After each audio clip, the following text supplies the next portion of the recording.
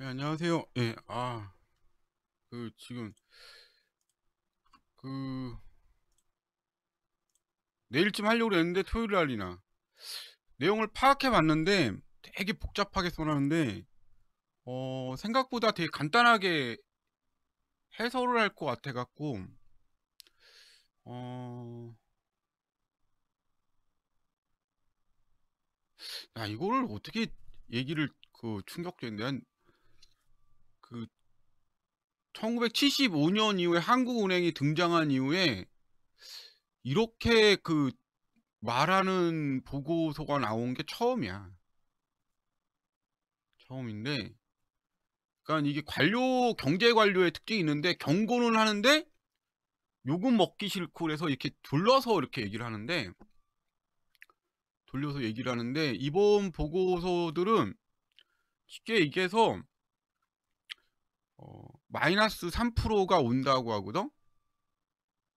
가정을 했는데 그러면 이게 무슨 얘기냐? 마이너스 3%라는 게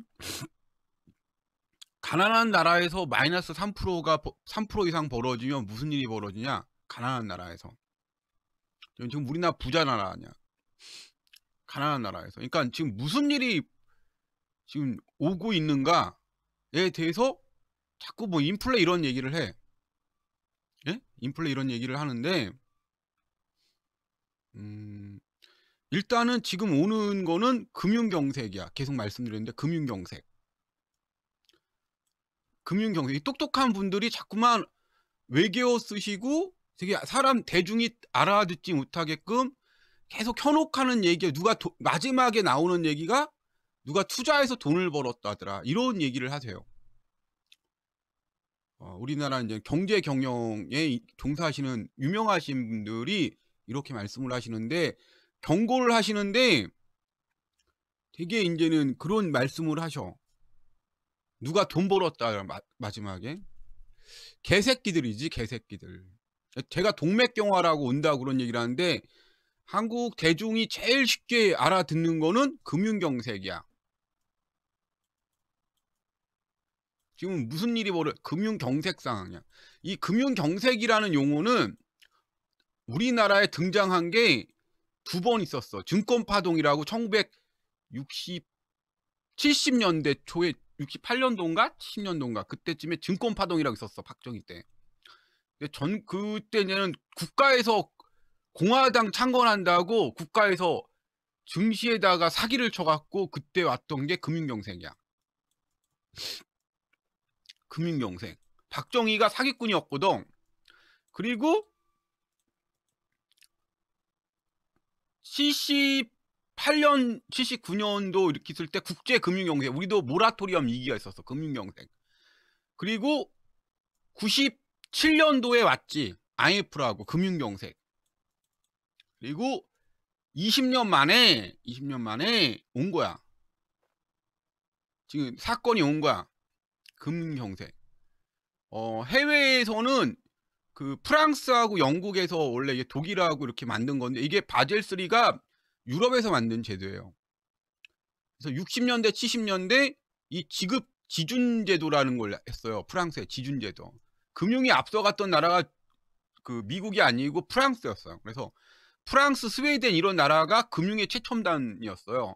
그리고 영국도 그 이후에 끼어들고 이런 건데 이때 만든 게 지준율 제도예요. 지금도 유럽은 CDR이라고 해서 바젤 3 비슷하게 하지만 기본이 이 지준율 제도를 기본으로 합니다. 지준율. 각각의 부동산 대출에 대해서 은행의 지급 준비를 공시를 해요.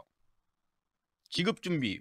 그래서 우리가 이제는 BIS라는 단순한 거 할 때 이게 지급 준비율이지 8%가. 그리고 이런 그 자본에 대해서 이제 충당금이 아니고 이 지급 준비금 비슷하게 아예 자기 자본금을 쌓도록 명령하는 게 지금 충당금이 내년 하반기부터 이제 본격적으로 더 큰 충격이 와요.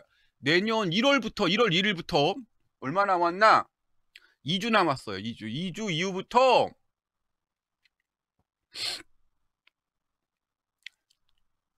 2주 후부터 발효가 돼요. 바젤 3 2차가 발효가 됩니다. 그러니까 모든 게 정상화로 돌아가는데 문제가 있어. 정상화로 돌아가는데 문제가 있어. 뭐냐? 우리가 가계부채가 800조였어요. 지금 공식적으로 비공식적인 것도 엄청나게 많은데 공식적으로 이 가계부채가 지금 1800조야. 10년 만에 860조가 1820조로 바뀌었어. 누구한테 대출했냐? 고소득자들한테.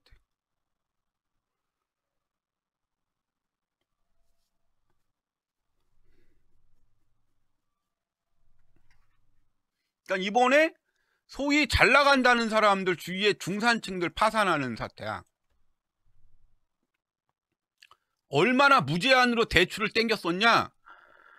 그냥 묻지도 따지도 않고 계속 투기한 거야.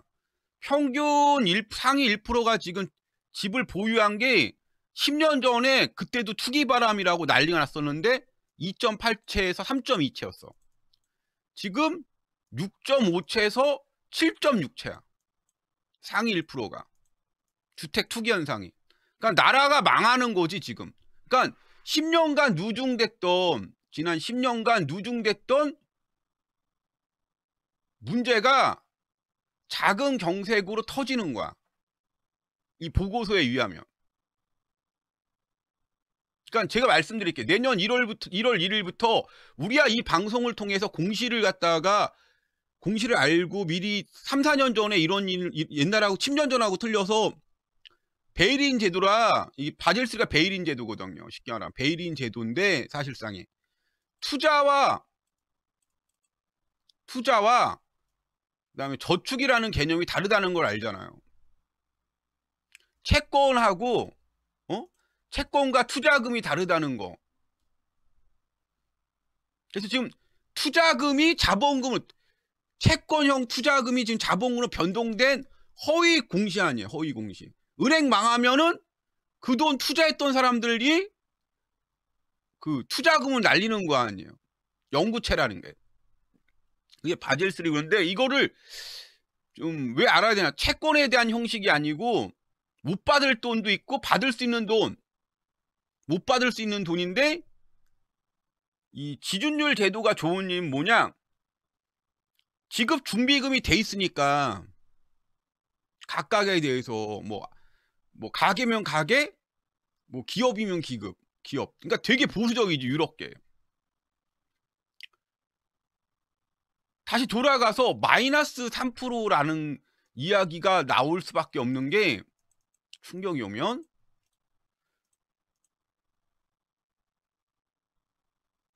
이게 어느 정도의 사건이냐 이벤트냐 그러면 북한 같은 경우에 마이너스 3% 왔을 때 우리가 부르는 게 고난의 행군이야. 아사자 발생. 가난한 나라에서 마이너스 3% 이상 넘어가면은 무슨 일이 발생? 아사자가 발생해. 대규모. 그러니까 가난한 나라는 경제 성장률이 높을 수밖에 없어. 그러니까 3년 연속 뭐 마이너스 3% 5%면 대규모 아사자가 발생해. 마이너스 3%라는 게 엄청나게 무서운 거야. 우리나라에는 마이너스 3%가 언제 있었는데요? 99년에 작은 경색 왔을 때 언제? 99년에.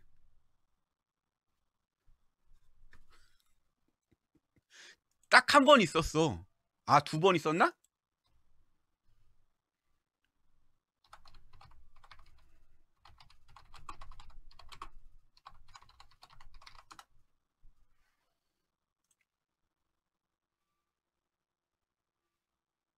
아, 우리 그때 마이너스 6.9. 쏘리, 마이너스 6.9.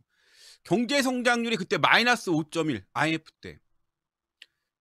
근데 경제 규모가 그때에 비해서 6배가 커졌기 때문에 파장은 지금 마이너스 3%면 더 크겠지.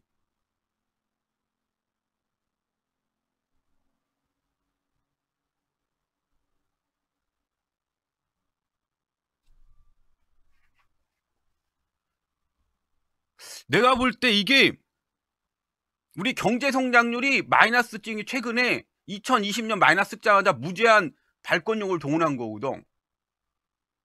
마이너스 3%면 어떻게 되는데요? 리만 때도 마이너스를 안 찍었어. 리만 때도 마이너스를 안 찍었어. 그러니까 이 팬데믹이 엄청난 거였지 지금. 그러니까 빚으로 한 건데 일단 이렇다 해도 마이너스 7% 10% 찍을 수 있으니까 일단은 무제한으로 이거 하자 해갖고 하는데 이게 정상화하는 거지 이제는. 언제부터? 다다음 주부터. 정상화 들어가는 게 언제부터인데요? 다다음 주부터요. 정상화 시작하는 게 언제인데요? 디데이로. 2021년 1월 1일부터.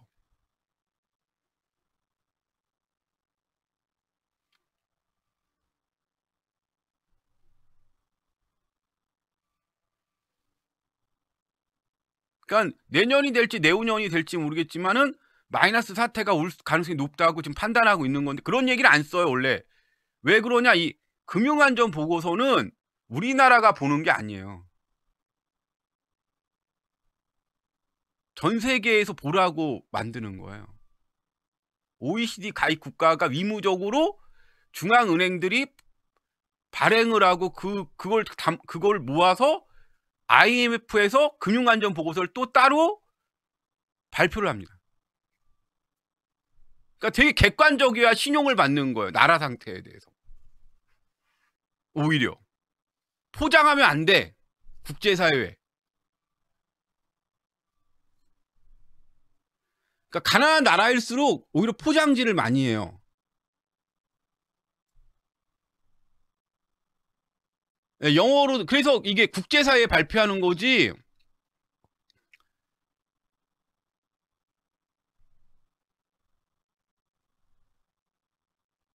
회사에서는 작은 경색이라고 그러고 이 사태에 대해서.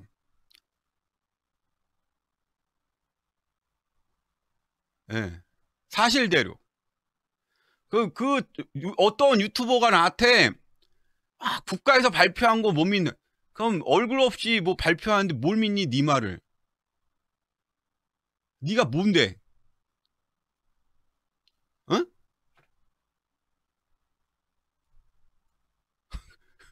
코미디 같은 얘기를 막 하고 그러더라고. 내가 어이가 없어갖고 그 비난글이 내가 몇만 명한테 지금 욕을 처먹었는데 하도 어이가 없어갖고 지금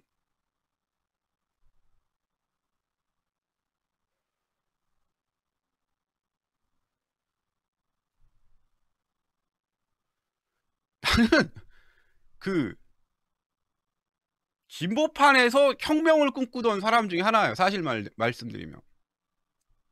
학벌이고 나발이고 세상이 불만이 많아서 젊었을 때 방황도 많이 하고 불우한 가정사에 태어나 말씀대로. 그래서 이 세상을 어떻게 바꿔야 되는지 진보판 가서 학벌 세상이라 학벌공화국 서울대 공화국이라 아주 비열하고 기회주의적이고 서울대 서민 진보파라 갖고 출세하는 새끼들 보면서 도대체 우리 같은 사람들은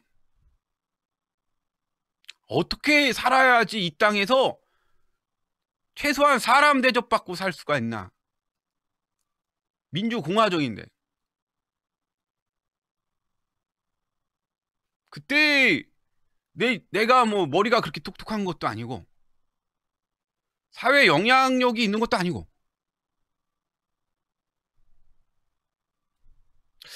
대중이 이런 획일화 교육, 노예 교육으로 수탈받고 지배당하고 이쪽이 악마야 저쪽이 천사다. 저 정권 아니면 내 정권 이런 식으로 흰 고양이 검은 고양이인데 지 새끼들 앞에서 어떻게 하면은 사람들이 자기의 인권이나 삶을 침탈당하지 않고 장기적으로 이렇게 행복하게 살 수가 있나. 난 그게 혁명이라고 생각했거든. 세상 오니까 존나 우울하고 우리한테 존나 족같은 거야.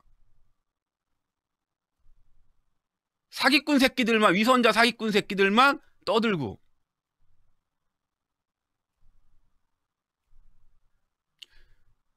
물론 나도 욕심이 없지. 인간이란 욕망이 있지.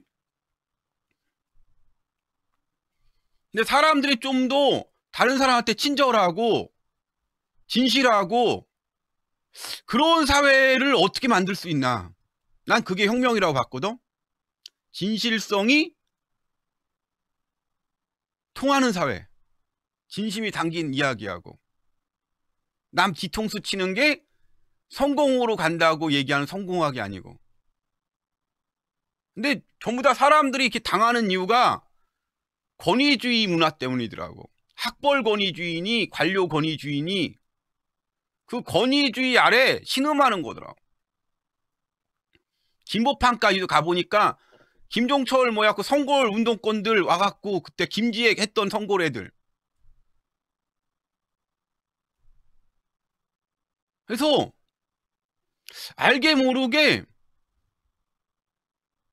사람들한테 정보의 정확성, 자신들의 정보를 정확하게 몇 명이라도 이렇게 정보를 정확하게 알아갈 수 있으면 권위를 통해서 수탈하고 착취하고 사기치는 거를 민주공화정의 사람 시민들한테 정보라는 권력을 주는 사람들이 많이 생겼으면 그런 생각이 들더라고. 지금도 뭐 집이 올랐네. 중요한 건 그거야. 진실을 알아가는 거거든.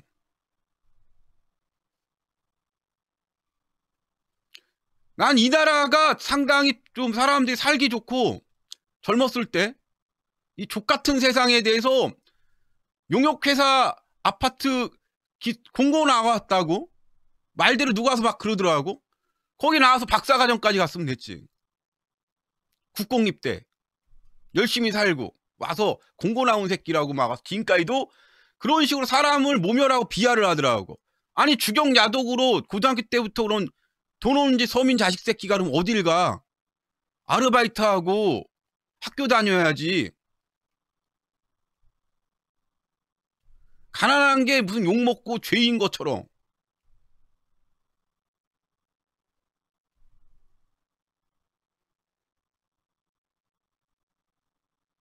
그 사람들이 당연히 수탈받고 착취당 이용당해야 된다는 것처럼. 진보판까지 그 지랄이더라고.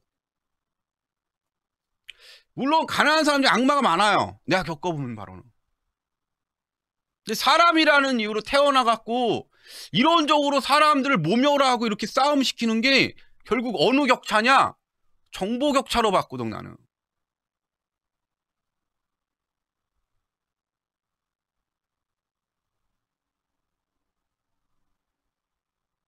난 이게 혁명이라고 생각했거든. 사실은. 뭐 광야에서 누가 손가락질을 하던 어쩔 때는 그런 어떤 사람이 이상이 없는 거야. 이상. 인간이 탐욕으로 하루하루 보내는 것보다 살아가는데 내 젊었을 때 꿈꾸던 사회, 꿈꾸던 이상이 이 탐욕스러운 시장에서 먹힐까 이런 생각도 들지만 한번 씨앗을 뿌리기 시작하면 사람들이 알아서 진화한다고 봤거든.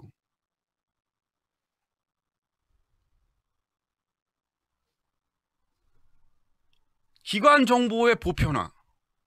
이 개새끼들이 아니고 전문가 학벌 양아치 사기꾼 새끼들이 판치는 세상이 아니고 왜 이렇게 씨발 각종 비용이 많아 수탈하고 착취하는.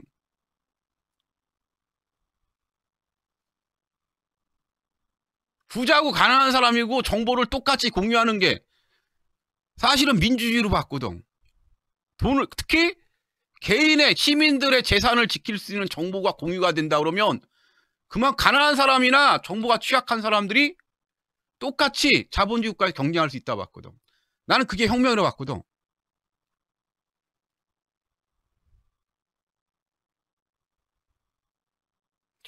누군가는 나한테 손가락질하고 비웃고 뭐라 그러더라? 아무튼 꼴통 또라이 무모한 새끼.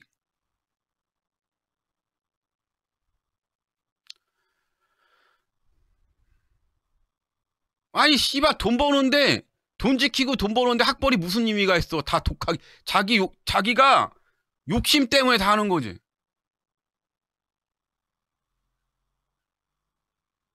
서두가 길었어요. 사람들 적당히 모였으니까.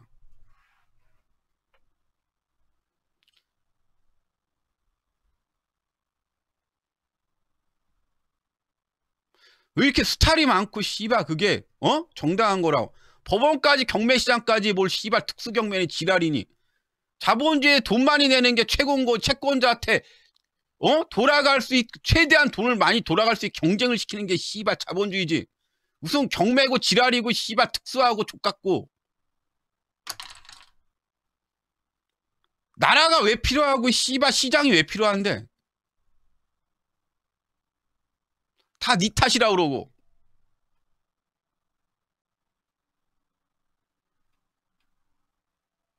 앞으로 좋은 대학 나와도 의미가 없어요. 왜? 경제 성장 시대나 좋은 대학 나오고 그리고 그걸로 기초적 관료로 대규모 관료가 필요한 시대가 있었습니다만 지금은 경제 성장이 끝났습니다. 회사를 다닐 때 개하고 늑대가 있어요. 개하고 늑대. 장단점이 있어요. 개하고 늑대형 인간에.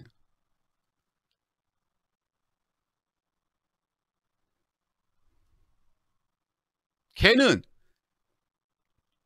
개 중에 5%는 끝까지 완수해서 정년퇴직을 할 수 있습니다.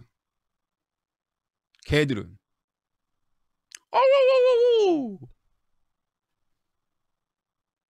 늑대는 늘 조직 안에서 충돌을 합니다.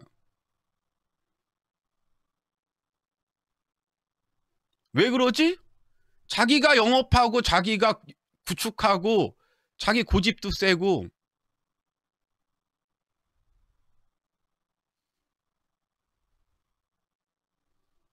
근데 세상은 늑대가 오래가요. 자기 영역을 갖지 않으면은 쓸려나간다고. 사실은. 부딪히지 말곤 늑대가 돼야 돼요. 늑대들이.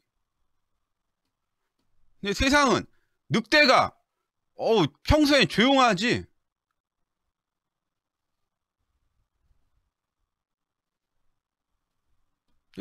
다들 많은 걸 알게 되면 늑대들로 변할 겁니다. 개들이 아니고.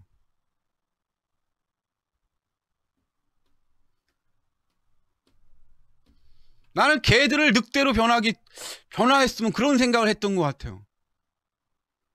이 나라가 보통 평범한 사람들한테 너무 족같고 잔인한 사회더라고. 내가 살아보니까. 그래서 이 세상 족같은 것들한테 많은 사람들이 침을 뱉었으면 하는 야망이 있었습니다.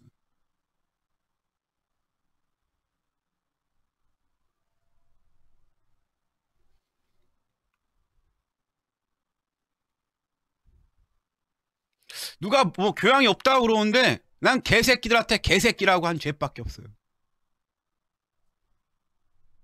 자, 들어가겠습니다. 공부를 해보면 학벌이 아니고 독학이죠. 지하 4층에서 여름이면 추기 펌프 돌리면서 저기 할 때 사람이 되게 늘어지고 아무런 위협이 없어요. 지하 4층에서 일하면. 전기실 같은 데서. 젊은 나이에.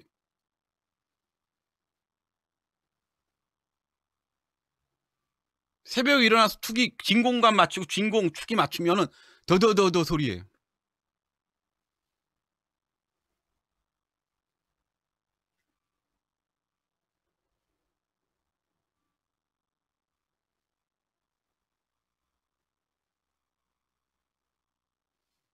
그래도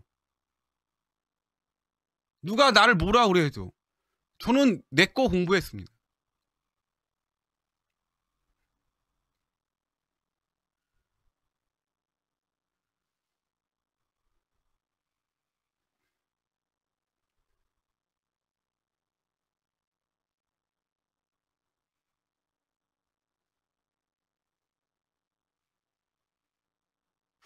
자, 금융안전보고서 보겠습니다.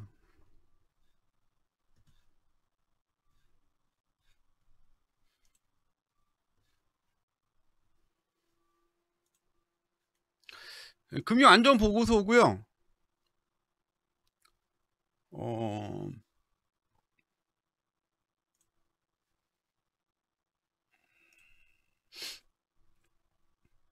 이게 이제는 문제가 요약이 나와요. 서머리가 나오는데 이 금융 취약 지수라는 게 되게 중요해요. 보시면 이 금융 안정 지수가 있고요. 잘 보세요. 금융 취약, 이게 종합을 나타내는 겁니다. 그래서 지금 돈을 막 푼 다음에 금융 위기 지수가 2020년 마이너스 성장 갈 때쯤 돼서 돈을 졸라리 많이 풀어갖고 지금 이렇게까지 끝에까지 내렸어요. 그리고 다시 스물스물 올라가고 있는데, 그 모두 뭘로 메꾼 거냐? 차익권을 메꿨습니다. 그래서 이게 불균형이 되게 심해져요. 심해져갖고 이 신용시장이 지금 대폭발을 하고 있다는 얘기입니다. 그래서 사상 최대로 연체율이 낮아요. 대출은 2배 증가했는데 연체율은 사상 최저야. 대출은 1844조 9월 기준. 그거 잘못하면 2000조까지 다겠죠. 2000조까지.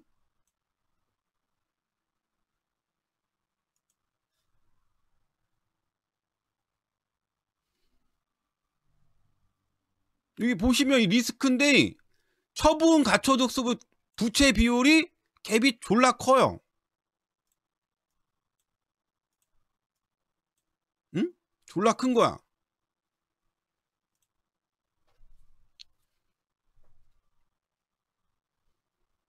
쭉 내리면은 뭐 등등등 주가가 어떻고 이런 얘기를 합니다. 그래서 이게 퍼가 어떻고 프리미엄이 어떻고 뭐 어떻고 이런 얘기를 하는데, 여기 보시면 은행으로 딱 들어가면은 요 그림으로도 설명이 됩니다. 악화 이렇게 써 있습니다. 은행의 자산 증가세가 사상 최대를 찍고 있는데,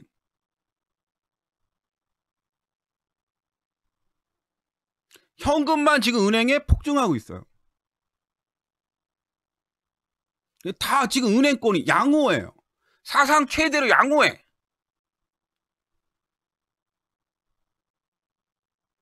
비은행 기관도 지금 대출이 지금 저축은행이 사상 최대로 증가하고 있고, 그러니까 은행이 한 2000조 자산이 있고 비은행권이 3000조 자산이 있는데, 이 비은행권 평균 이자가 한 8에서 12%대예요. 사상 최대로 지금 돈을 걷고 있어요.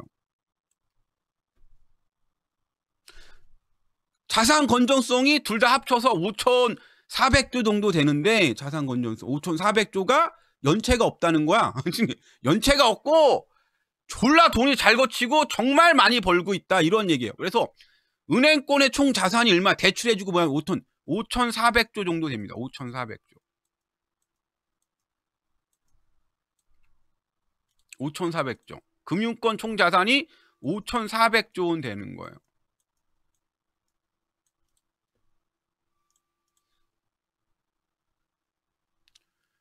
그러니까 이게 기업 대출이 지금 이쪽 거액 익스포저 규제 때문에, 바젤3 때문에 가계 쪽 죽이고 기업 대출 쪽으로 지금 증가하고 내년부터도 더 증가하겠죠. 충당금이니 뭐니. 그런 얘기를 이렇게 옆에 하고 있고요. 그런데 대출이 부동산 관련 대출만 폭증하고 있다. 부동산, 기업 대출해 주는데 그게 무슨 얘기야? 법인 만들어서 부동산 투기야. 1인 법인 만들어서 부동산 만드는 것만 지원하고 있다는 겁니다. 비은행 부동산 관련 대출이 170조 증가하고 기업 대출로 증가한 다 부동산이야.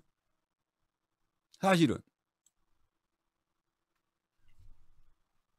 그러니까 어떤 게 그러면 늘었냐? 대기업이나 이런 데 중소법인 중심으로 부동산 대출만 폭증하고 있다는 겁니다. 그것도 누구? 개인 사업자 대출. 이거 보면은 무슨 생각 들어? 1인 법인 부동산 투기하라고 유튜버 새끼들이 떠들었지. 이거 딱 나오는 거죠. 결국은 개인이네? 그러니까 실질적으로 1인이 뭐니 가계 대출로 분류돼야 될 돈이 2500조까지라는 얘기가 맞는 얘기 같아요. 2500조. 그런 얘기를 하고 있는 겁니다.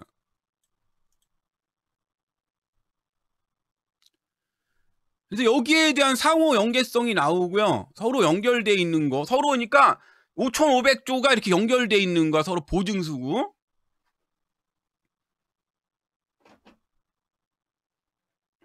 그리고 은행 간 그러니까 이게 왜 이걸 측정을 했냐?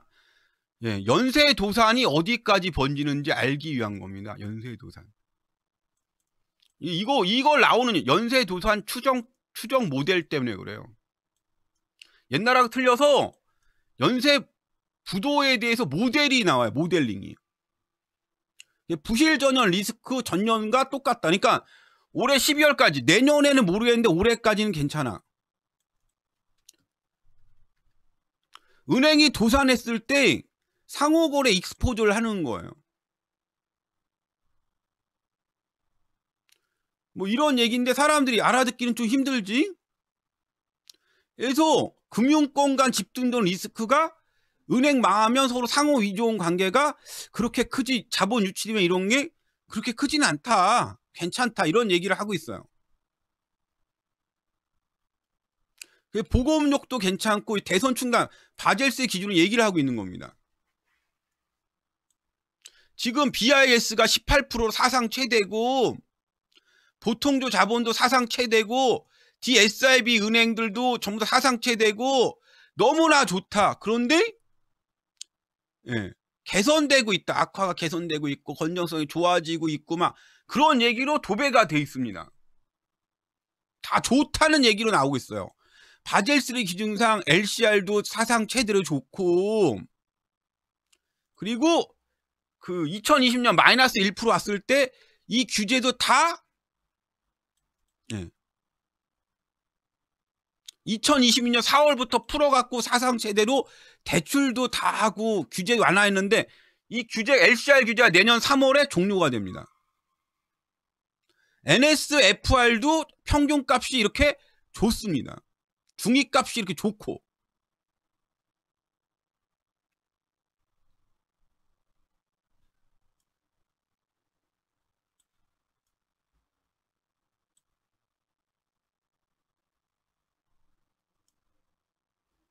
이 10포인트 하향 조정해서 대출이 충분히 공급됐다는 얘기죠.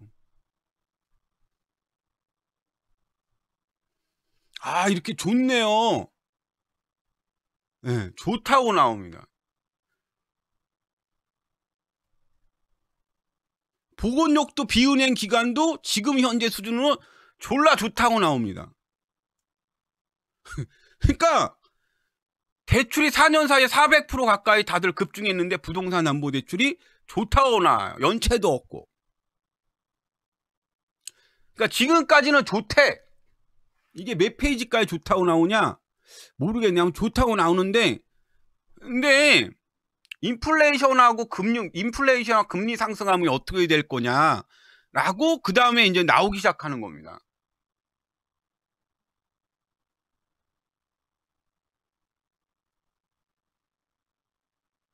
그래서 지금 전부 다 전 세계에서 하는 인플레이션 충격하고 인플레이션과 경기, 이걸 뭐라고 그래? 스태그플레이션이 발생했을 때 스트레스 테스트를 활용하면 지금 어떻게 되냐?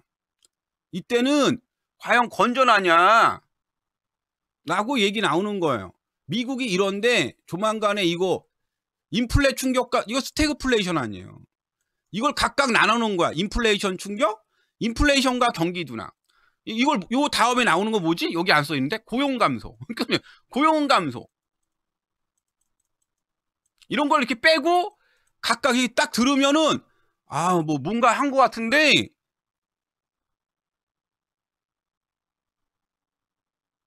그냥 앞으로 기대 인플레이션이 올라가면은 요 모형, 인플레이션 모형이 나오거든요. 이 모형이거든요. 이 모형에 따라서 어떻게 될 거냐, 회귀 모형을 하면. 요거거든요. 그래서 이 실업률이 나와. 이거 뭘 가정하고 한 거냐? 스태그플레이션을 가정하고 했다고 볼 수밖에 없는 겁니다. 어디서? 한국은행에서. 사실상 한국의 스태그플레이션을 가정하고 한 거죠. 그래서 여기 추정 계수값, 모형값이 나왔는데, 이 인플레이션, 이게 이제는 인플레이션 확률 분포예요. 두 개가. 그래서 인플레이션 상승 압력이 금융 시스템에 어떤 영향을 미칠 거냐. 대내외 충격 파급 효과. 그래서 여러 가지 변이가 발생하는데, 근데 지금 앞으로 여기서 이제는 리스크들이 계속 나와요. 지금부터 리스크들이 계속 나와요. 이게 이제 시작이야. 이게 시작이야. 갑자기 리스크 얘기가 나오면서 이때부터가 시작이 돼요. 아우, 예, 감사합니다. 아, 이거 지금 인플레이션 증가하고 있는데,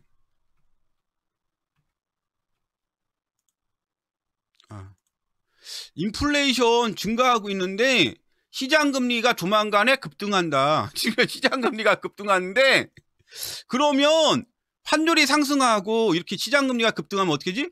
환율이 상승하고, 여기가 다 돈 되는 얘기밖에 없어요. 아우, 감사합니다, 정재희님.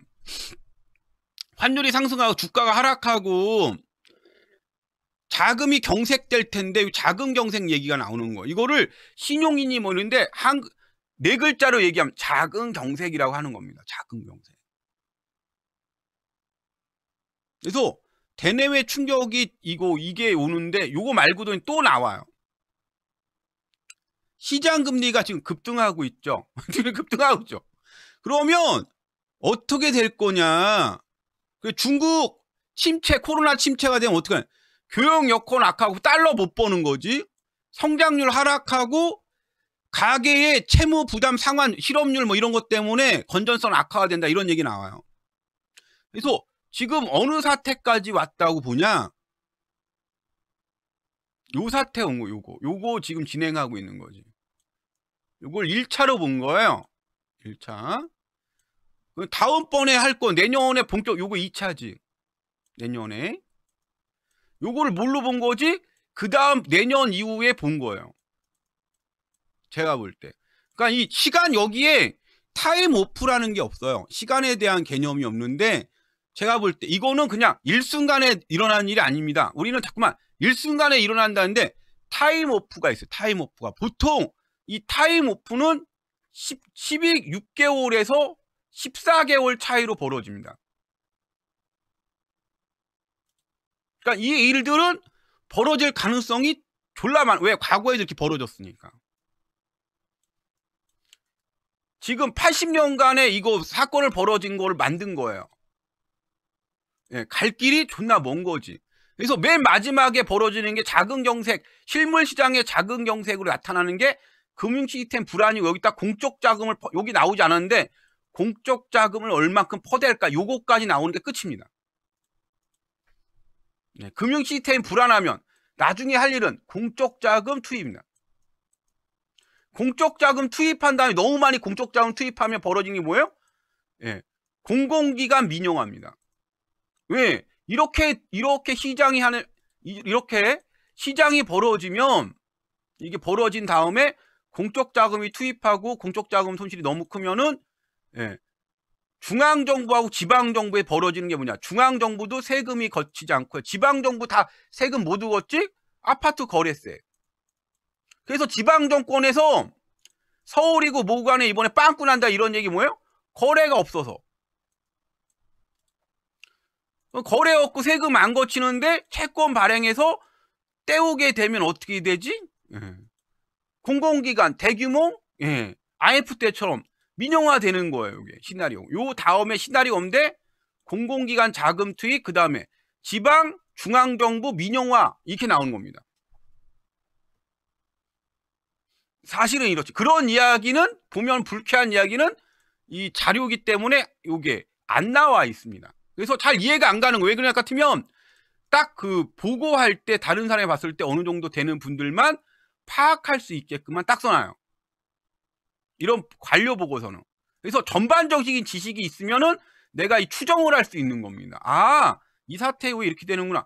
그간, 이 사태의 요 그래프로 말씀을 드리면 간단한 거예요.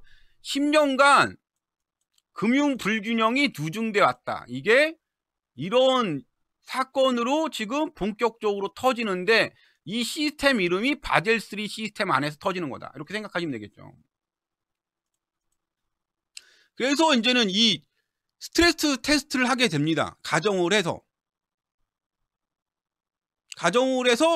인플레 충격, 복합 충격이 왔을 때 어떻게 될 거냐 봤을 때는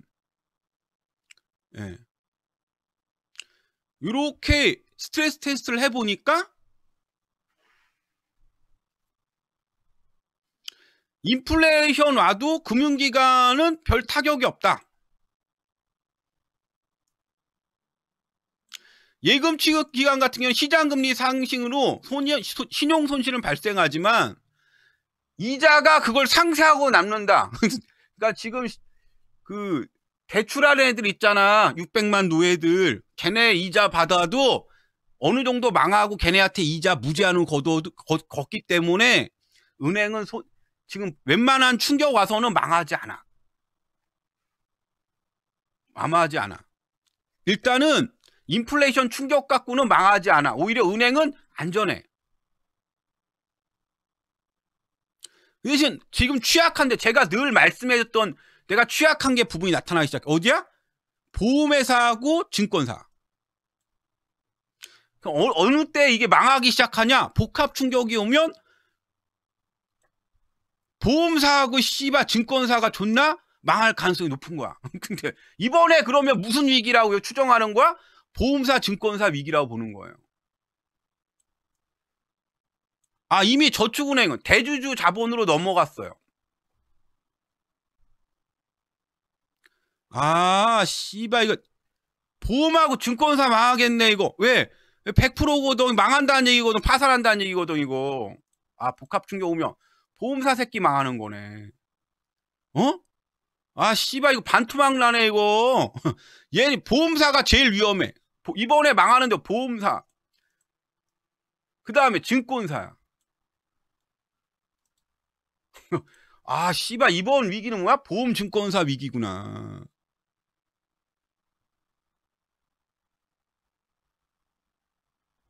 보험회사하고 증권회사 주가 하락하고 각각 192포인트, 310포인트 큰 폭으로 그냥 망한다는 거야. 그냥 연쇄부도 오고 2023년 제가 계속 얘기했던 거.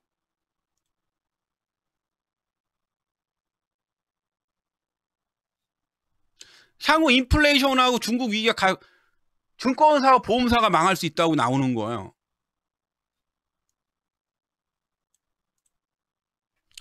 보험회사, 증권회사 시장 손실으로 자본비를 하락할 우려가 있다. 하락할 우려가 거의 확실한 거지.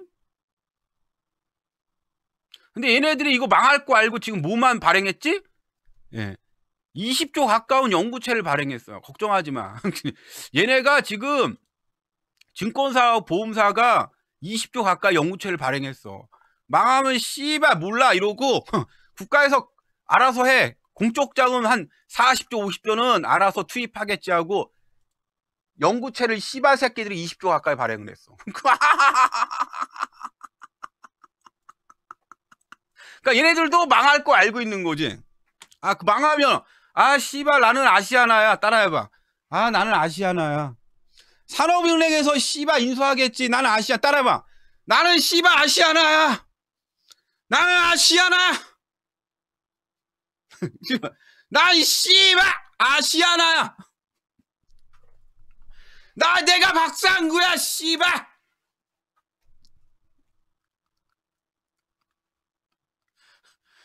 씨발 박상구나. 난 박상구 아시아나. 나는 금호 아시아나 그룹이야. 박상구 퇴직금 가져가고 채권 발행해서 몇천원 몇조원 챙겼는데 10년 동안 감옥도 나 안 가면 다 망해. 그러니까 증권에 주식 하시는 분들한테 간단히 말씀드리면 아시아나 사태야. 그냥 나 박상구야 씨발. 박상구가 하던 짓거리 그대로 한 거야. 보험사하고 우리 증권사 새끼들이. 그냥 아시아나 사태야. 나 망할 거니까 씨발 산업은행에서 산자부하고 산업은행에서 알아서 해 씨발. 몰라 나는. 금호 아시아나 그룹 몰라. 내가 열심히 하려고 그러는데 망하는 걸 어떡하라고. 아니 뭐 기내식이도 뭐 대란도 오고. 에? 이거 뭐야? 아시아나 사태. 금호 아시아나 사태야. 나 회장이야. 씨발 앞에서 팬티 벗고 좀 쳐봐.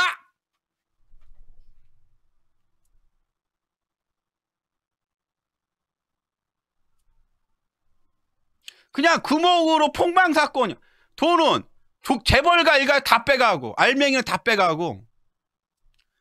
지금 산업은행에서 대한항공하고 지금 합병하는데 대한항공도 답이 없어요 지금. 그렇다고 항공사 다 망하면 우리 해외로 못 나가. 해외로 못 나가. 아 씨발 아시아 벌써 지금 2조 지원했는데 아 몰라 지금 씨발 비행기 안 뜨면 어떡할 건데. 아 씨발 그럼 비행기 안 뜨라고 그래. 아 몰라. 그냥 이번에 무슨 사태야? 예고된 아시아나 사태. 아시아나 금호 아시아나 그룹 사태. 그냥 얘네들 뭐 연구체로 다 발행했어. 아 그 고객 수수료 부과 퇴직금이 월급이고 다 빼돌리고 지네끼리 다 나눠 가졌어 지금.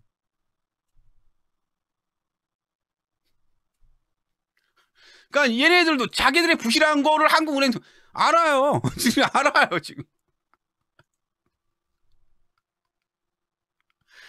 대충 시간 계속 빚으로 막아온 거야. 얘네 거는 이 보험하고 증권사는 맨 마지막에 터지는 거지. 맨 마지막에. 알고는 계세요. 이게 누가 했던 짓거리 그대로 박상구가 했던 짓거리 지금 보험업계하고 증권사 업계에서 이 짓거리를 하고 있어요. 간단한 거. 박상구가 했던 짓거리 하고 있어요. 아, 이 씨발 새끼가 또 예. 회장 놀이하고 씨발 갑질 놀이하면서 고객들 앞에서.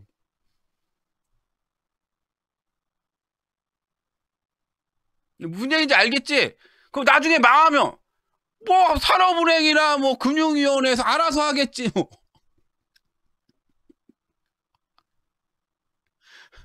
아 씨발 우리 금융이나 금융감독원 퇴직해서 지금 협회에 있는 사람 몇 명이 먹고 있는데 씨. 전임 금융감독원장이 씨발 우리 은행연합회 회장이야. 답이 없는 거야. 왜? 아니 금강원 사람들 퇴직하면 거기가 있는데 뭐.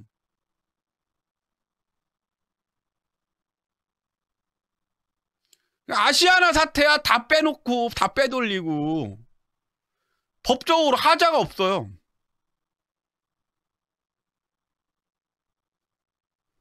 박상구가 하던 짓거리 그대로 한 거야. 박상구는 금호 아시아나 그룹에서 그지랄 했지만은 업계 전체가 지금 박상구 놀이하고 있어요 지금. 아 부실 나는데 아 씨발 뭘. 야 우리 망하면은 대한민국이 망하는 거야.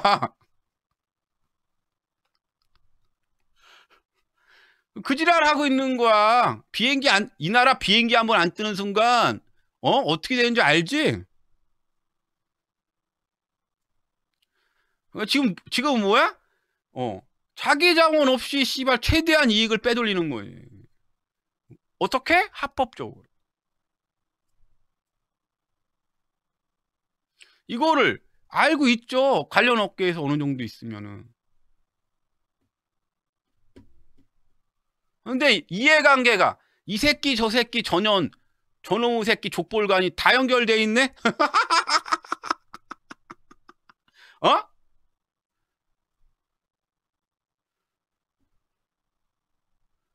너 지금부터 내가 얘기하잖아. 이 씨발 새끼들이 지금 사기꾼 새끼들, 도둑놈 사기꾼 새끼들, 금융가 새끼들. 박상구 짓거리 하고 있다고. 회사들 지금 다 나오고 있어. 왜 고급 정보의 일반화. 국민들한테 이게 금융안전보고서원이 다 설명했어요. 이 씨발놈들아.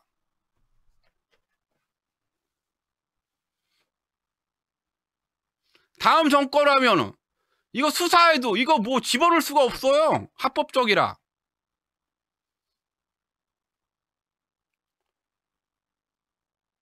이 공적 자금도 하라고 건설업계니 토목업계니 씨발 전부 다 몇백조 이거 만약에 이거 몇백조 들어가게 되면은 나라 망할 것 같은데 바로 아르헨티나 꿀 될 것 같은데 이 씨발 어깨가 전부 다 부패 정관예우니 씨발 뭐 족벌간이 전부 다 그분들 피땀 흘린 돈 예금이니 뭐니 해갖고 담보로 해갖고 협박이니 이거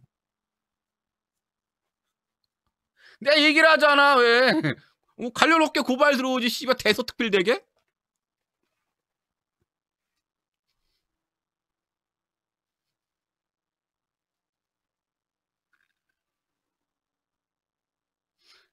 그 회계 업계에서도 얘기를 못해요. 갑질하냐고.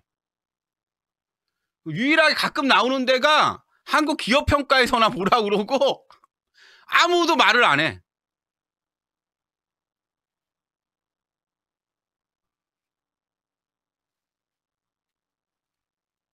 자, 더 넘어갑시다. 이래갖고 이제는 이 시나리오 분석이 나와요. 대외 지급 능력은 악화되고 있지만 개선과 악화 중간에 있어서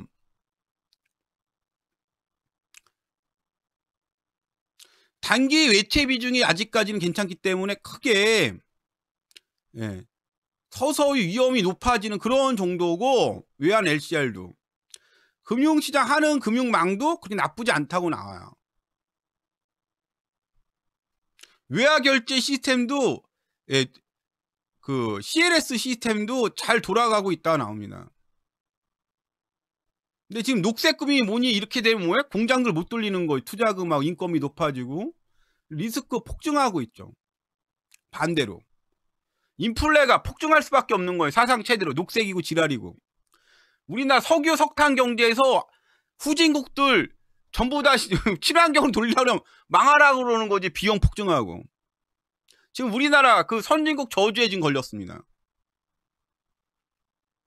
그래서 지금 뭐가 그런데 이렇게 금융 안정지수는 사상 최대로 낮은데 뭐가 문제냐? 장기적인 금융 취약성 지수가 지금 사상 최대예요.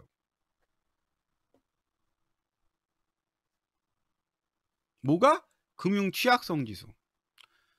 아니 그러니까 보이는 그 리스크는 존나 낮은데 쉽게 말해서 장기적으로 문제가 나타날 수 있는 금융 취약성은 사상 최대인 거야. 이걸 뭐라고 그래? 금융 불균형. 그러니까 이 평균을 결국은 이 중간으로 갈 수밖에 없는 거야. 쉽게 말하면 얘는 이쪽으로 얘는 이쪽으로 만나 뻥 터지는 거지.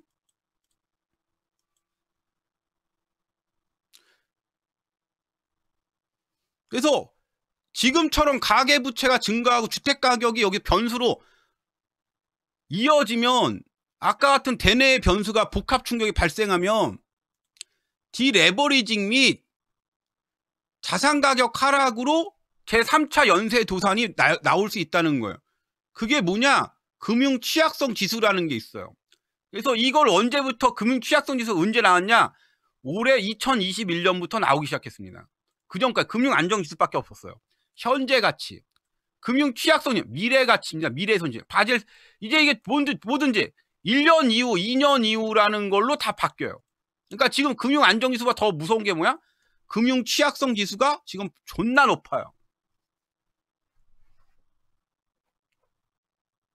취약성을 평가했더니 채무상환 지수가 졸라 높고 채무상환 부담이 갈수록 증가하고 앞으로 이자 더 올라가겠지. 부동산 보면 알겠지만 금융분야 관련 부분별 지수가 부동산이 100을 넘었어요.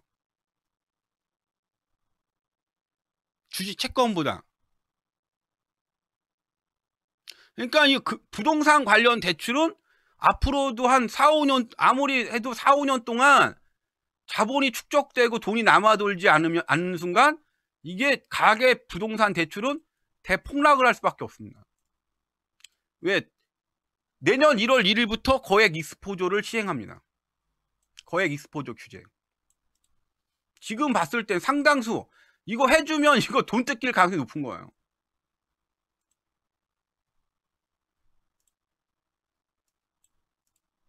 대출 규제 강화, 대출 금리 상승 등으로 위험 수익 추구 성향에 있는 것들부터 망할 수 있는 가능성이 높다, 이런 얘기거든요.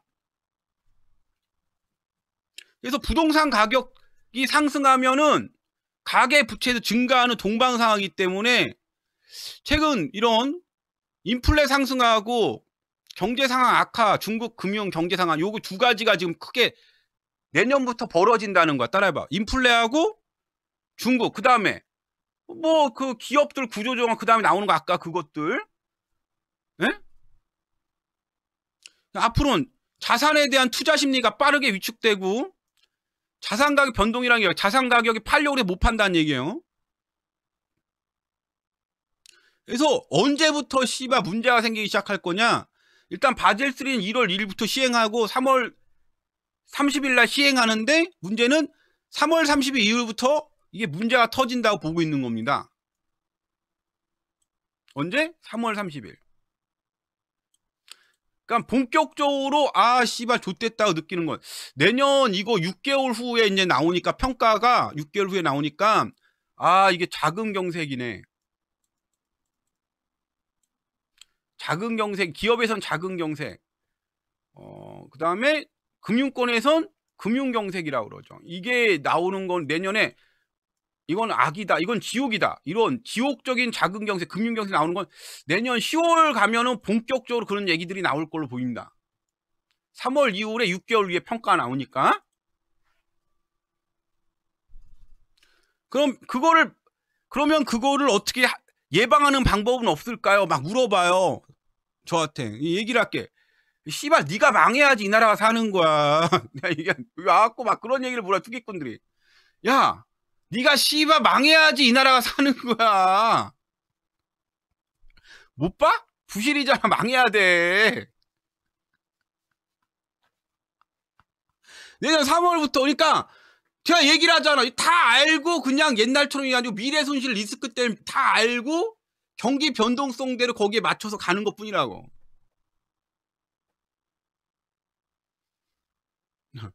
저기 네가 망해야지 다른 사람 피해가 없다고 나오는 거야 이거. 내년에 이제 코로나 끝나고 이제는 놀러 다니라고 그래. 없는 거지 돈들이. 대책 네가 빨리 망해야 되는 거야, 너 같은 애들이. 그래서 그 다음 나온 얘기가 금융 불균형 상한가 시사점. 아 이게 지금 우리가 지금 보니까 이게 금융 불균형이 되게 심각한데, 아까 금융 불균형 얘기 나온 거예요. 심각한데 DSR도 거의 뭐 이제는 소비 절벽에 가깝게 DSR도 높아지고, 이제 얼마나 지금 망할 거냐. 이제 여기 우리나라도 어차피 지금 작은 경색이 이제 본격적으로 작은 경색, 금융 경색이 이제는 진행되는 건데,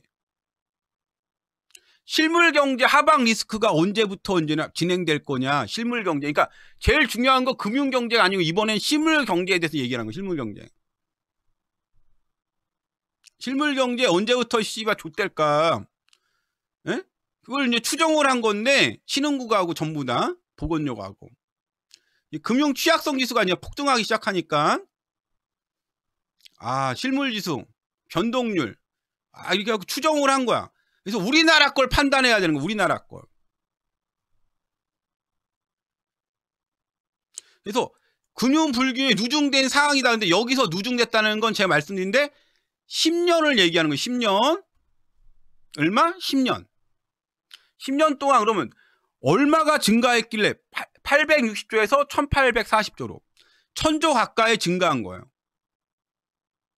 그래서 이거에 대해서 그러면 차입 비용 이런 거, 임대료 이렇게 해갖고 종합적으로 모델링을 또 해요.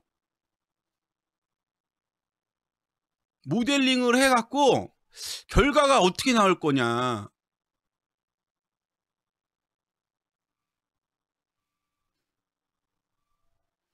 그래서 위기가 온다는 가정하에 얘기하기 시작하는데 실물 경제가 하방 리스크가 증가한다. 그 같은 얘기인데,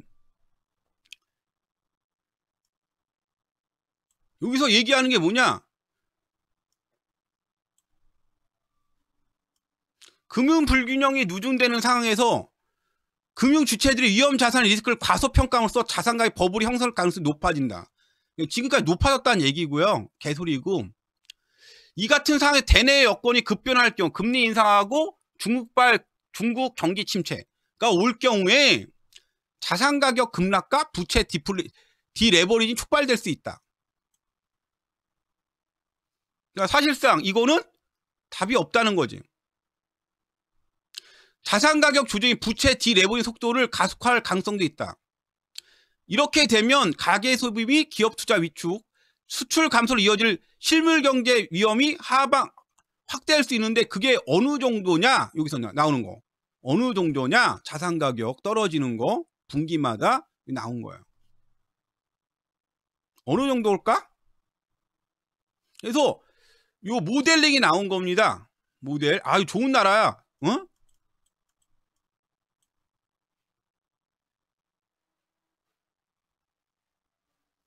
그래서 이 회기식입니다.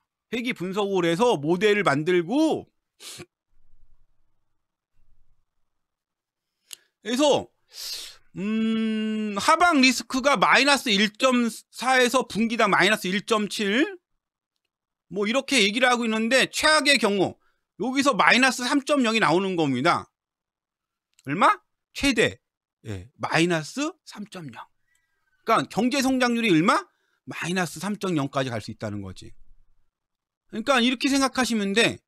아, 마이너스 1.4에서 마이너스 3.0으로 갈 건데 이렇게 봤을 때 마이너스 GDP 그러니까 2020년 코로나 터졌을 때 마이너스 1%대 갈 거냐 코로나 터진 거보다 더 큰 충격이 올 거냐 라는 거예요. 두 가지밖에 안 나온 거야. 하나 얼마? 마이너스 1.4. 요 얘기예요. 이거 찾아보면은 무슨 얘기지? 이런데 금융, 예? 실물경제 금융 취약성 지수를 평가해서 모델링을 한 다음에 여기에 상관관계를 유추해서 인과관계적인 회기 분석을 했을 때 결과값이 나온 게 마이너스 1.4에서 마이너스 1.6, 그 다음에 3.0이에요. 마이너스. 여기서 그래서 마이너스 3%라는 게 요 얘기예요. 그래서 찾으려고 그러면 없어. 참고로 뭐라고 그렇게 고난의 우리나라 그냥 내가 볼 때는 경제 규모가 IMF 때보다 뭐 600%, 800% 성장했기 때문에 지금 마이너스 그때 당시에 경제 성장률이 커버할 수 있는데 이번에는 성장률이 커버를 못 합니다. 사실상 IMF 거보다 더 충격이 큰 거죠.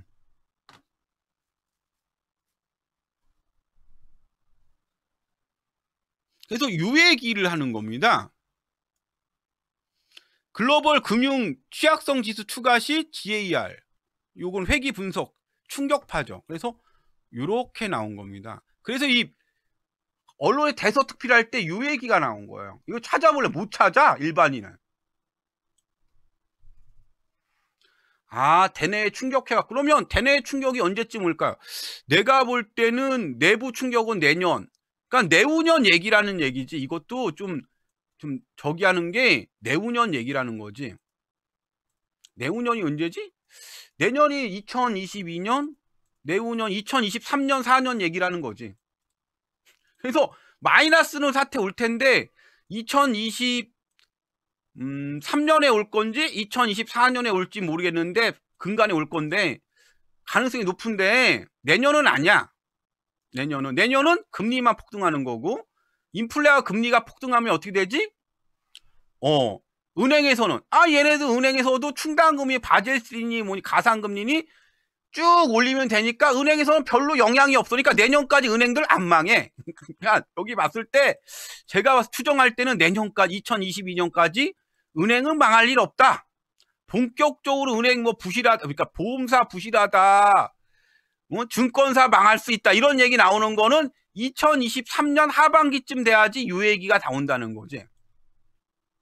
3년이나 그것도 2024년. 사실은 근데 결과는 씨발 이걸로 가고 있다는 거야. 결과는 이거야. 그러니까 내년부터는 씨발 답이 없다는 거지 이제는. 왜? 마이너스로 가고 있으니까. 마이너스로 가고 있기 때문에 내년부터는. 디즈랜드라는 거, 내년이야. 다다음 주부터 시작하니까, 다다음 주부터 이제는 시작 마이너스로 가기 때문에 답은 없게 보이는 거지, 보통 봤을 때. 유예기가 지금 나온 거에 엄청나게 충격을 받는 거예요. 경제하는 사람 마이너스라는 게요, 이런 우리나라 선진국이잖아. 마이너스라는 게 지금까지 온 게 없어요. 큰일 나요, 마이너스 오면. 그래서 이 위기의 가장 큰 충격은 주택 가격이에요. 왜? 금융 불균형 이렇게 오면은 소비 완전 대폭망이거든.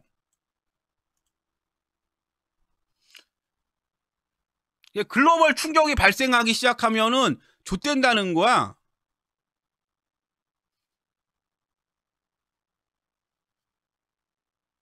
근데 봤을 때 대외 충격이 올 것 같아. 벌써 시작됐어, 대외 충격은. 자꾸 이상한 얘기인데 대외 충격이 시작됐어요. 오늘도 또 부담 났어, 중국에서. 지금 여기서 얘기하는 거 뭐야? 미국에서는 금리 인상, 인플레니까 미국 금리 인상, 중국에서 중국 경기 침하. 이거 다 진행되고 있지. 여기 플러스 무슨 환경 씨발 해갖고 거기다 하는 거 있잖아. 환경세. 이 3중 충격이 오고 있지. 3중 충격. 대외적으로 뭐냐?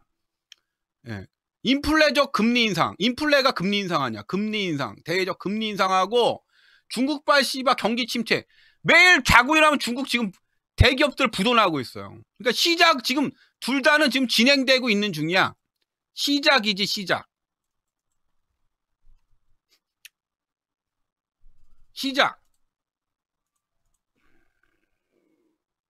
그럼 우리나라 가계 금융에 미치는 영향은 뭐냐?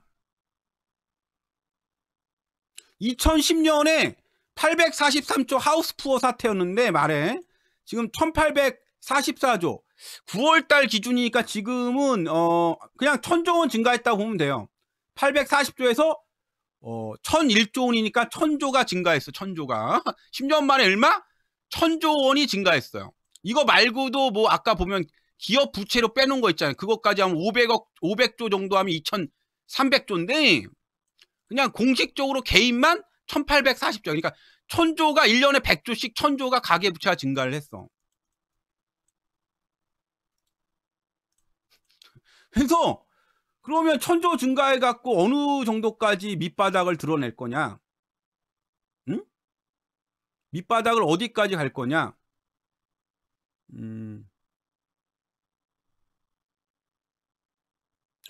자산가격 버블 붕괴, 급격한 신용공급 위축, 대내 충격 발생 등으로 금융위기가 촉발됐다. 이거 그냥 이대로 간다는 거지. 응? 이대로 간다는 건데, 그럼 이렇게 갔을 때 파급 경로가 어떻게 되냐?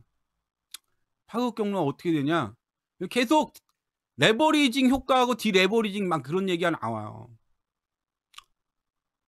요게 결과예요, 그림이. 지금 안 되냐? 이게 이제는 이건데, 이건데, 결론을 이걸로 결론을 내는 건데, 이게 결론이지? 여기에 이제 DSR 얘기가, 바젤3 해갖고 결과 DSR 얘기가 여기 써 있는 거야. 이게 결론이야, 이게. 씨발, 소비가 몇 년 동안 없다는 거야. 뭐라고? 씨발, 소비 따위는 없다는 거야, 이게. 빚 갚냐고. 600만 금융노예들이 씨발 빚 갚냐고 소비가 없다는 얘기야. 그냥 IMF, 다다음 주부터 시작이야. 선진국 IMF.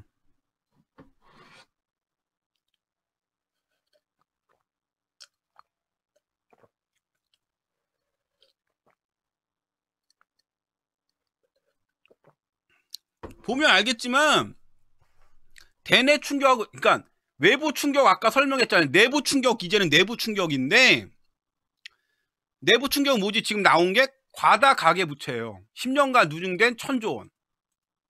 1000조 원. 그러니까 이거는 이제는 해결을 해야 하는데, 이 해결하는 과정을 디레버리징이라 하는 거야. 뭐라고? 디레버리징. 제가 그래서 이 책을 쓴 거야. 디레버리징이라고 DSR 막 해갖고. 이 씨발 새끼들이 나보고 내가 사기친다. 이 개색 사기친, 영업하고 사기친 새끼들이 나를 갖다가 씨발 사기꾼 모은 거야, 몇 년 동안. 어? 한국은행에서 오늘 공식적으로 나온 거야. 결론이 나온 거야. 지금 외부 충격은 시작됐고, 내부 충격도 언제부터 시작이야? 여러분, 내가 얘기했잖아. 언제부터 시작? 1월 1일. 내부 충격이, 야, 다다음 주부터 시작이야. 언제? 다다음 주야. 내부 충격 언제? 다다음 주. 다다음 주 언제? 얼마 이상 대출 금지야? 작은 경색이야? 2억이야, 2억이야. 228만 명이 2억 이상은 대출 중단이야, 대출 중단. 1월 1일 이후부터 228만 명 일단 대출 중단이야. 어? 내 씨발 이거 500만 명 온다고 썼을 때 지금 600만 명이잖아, 씨발. 어? 내가 틀렸잖아. 100만 명 더 많잖아.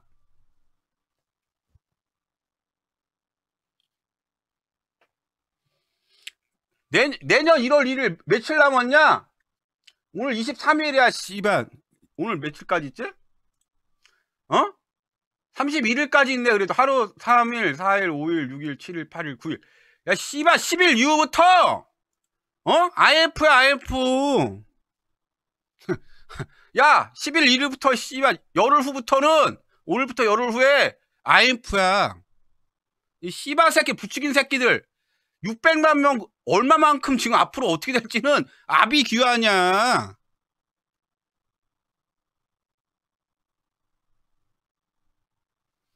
어? 이 씨발 내가 몇 년 전부터 공부해갖고 씨발 십몇 년 공부해갖고 이 폭로했을 때 나보고 이 씨발 새끼들 진짜 개새끼가 내가 쓴 대로 맞잖아. 이 개새끼들 사기꾼 새끼들 오늘 기자 새끼들이 전부 다 부동산 개새끼들 때문에 그렇다는데 부동산 유튜브 개새끼들 때문에. 자 10일 이후부터 이 개새끼야. 아 내가 욕하면 안 되는데. 욕하면 안 되죠? 아 죄송합니다.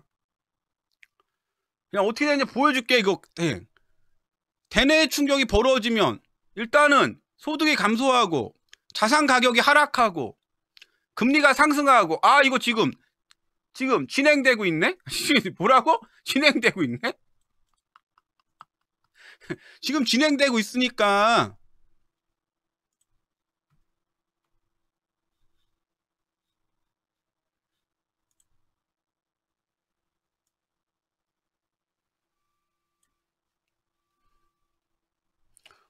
소득이 감소하고 자산 가격 하락하고 금리가 상승하고 한꺼번에 이게 진행됩니다. 지금 진행되고 있지? 소득이 감소하면 원리금 부담 상황이 증가하고 자산의 시장 가치가 하락하면 담보 레버리지 효과가 반감돼서 요게 되면은 대출이 부실화되고 담보 가치가 또 하락되고 헐값 매각 마진콜 담보 레버리지 효과가 감소되면서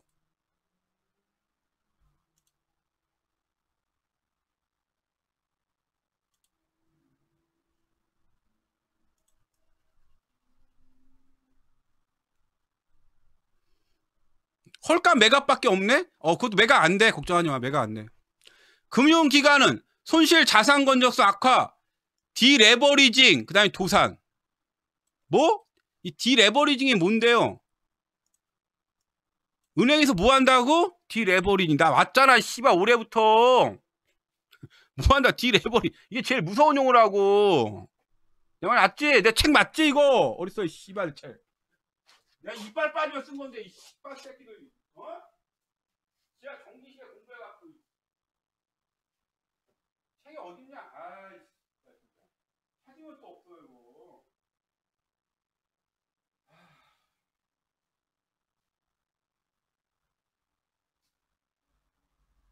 아, 씨발, 내버리지. 책이 없어.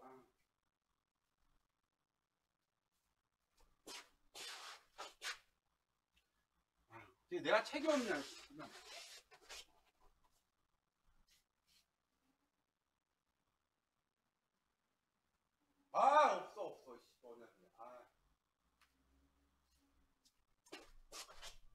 없어. 책이 없어, 이씨. 금융시장에서 시장 스트레스 테스트, 시장 사이클, 이거 뭐야? 이거 뭐라고 그래, 이거? 이거 뭐라고 그래? 이걸 뭐라고 그래? 에? 바젤스에 뭐라고 그래? 시장 리스크. 이거 시장 리스크 언제 하는데? 2023년. 힌트를 주는 거지. 금융시장, 시장 스트레스, 시장 사이클 진폭 확대. 시장 스트레스 이거 하는 거 언제야? 시장 리스크 언제 도입돼? 아, 씨, 놀랍지, 이거. 2023년. 지금 1월 달에 도입하냐, 1월 말에 도입하냐, 6월 30일 날 도입하냐, 이거 싸우고 있어요. 싸우고 있어. 2023년 1월이냐, 6월이냐. 그럼 어떻게, 초양극화, 지금 소비 우측, 경기 침체, 경기 사이클 진폭 확대, 경제 불평등, 초양극화, 성장 잠정 1% 이하. 이거 계속 왔다 갔다. 항상 뭐야? 자산은 헐값 매각, 자산 폭락. 결국은 자산들 계속 폭락.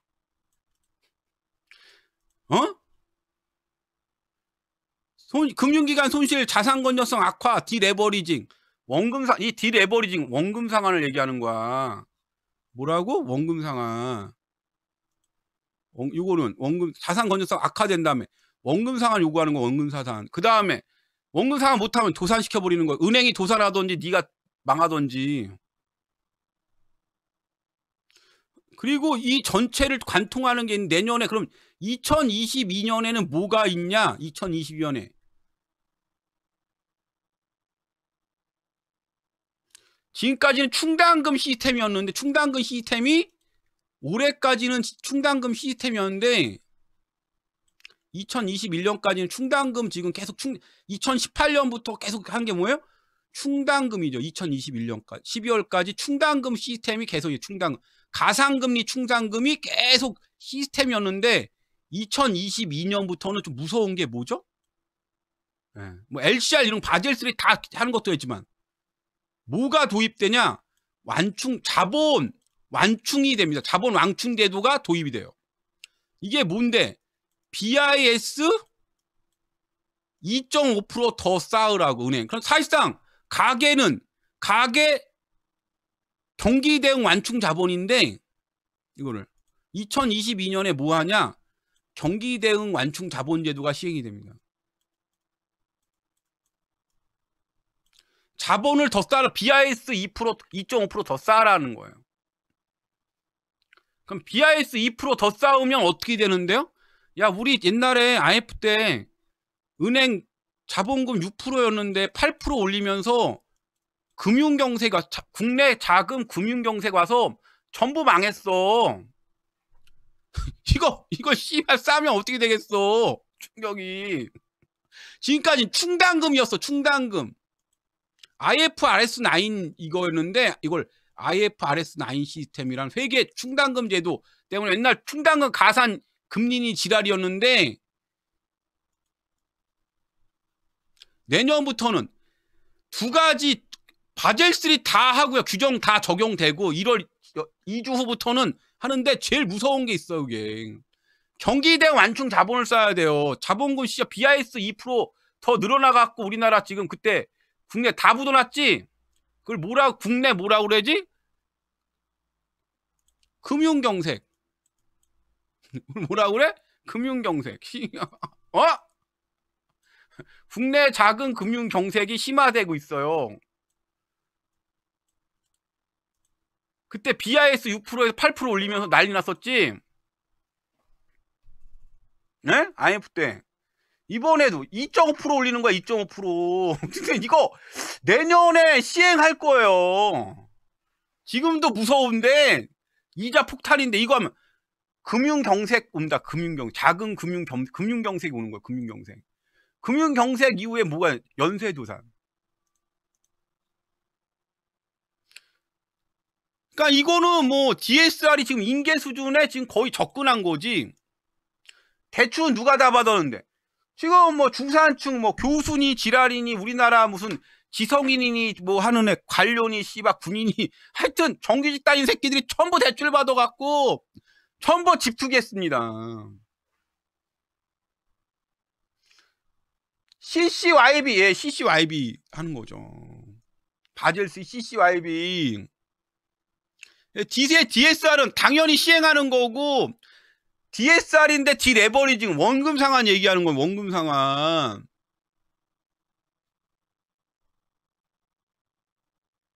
담보가치 축소되고 경매가 존나 낮아진다는 거예요. 담보가치 축소. 그러니까 이거 끝난 다음에 경매를 주소해야 되지 않을까? 여기 고소득, 중소득, 저소득 다 나와. 망하는 거. 다 나와. 세대도 다 나와 여기.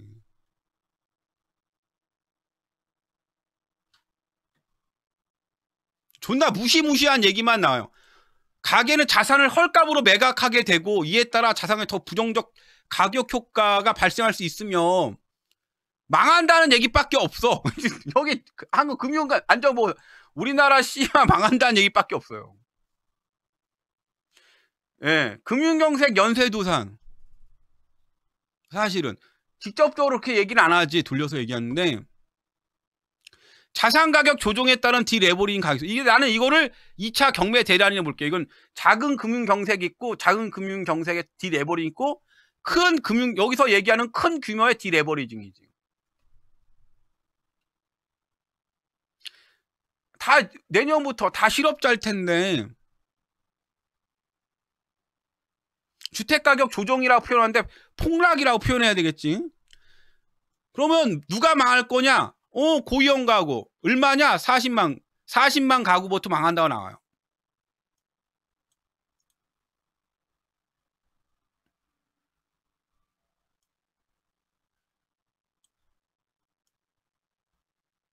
한계가 그러니까 고위험 가구 망할 수 있는 것. 40만 가 작년까지 30만 가구였는데 10만 명 더 늘었어.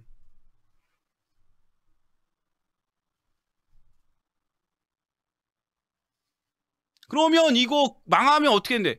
경매로 사람들이 경매를 인수할 거니까 담보대출이 경락잔금 대출로 변환될 거야.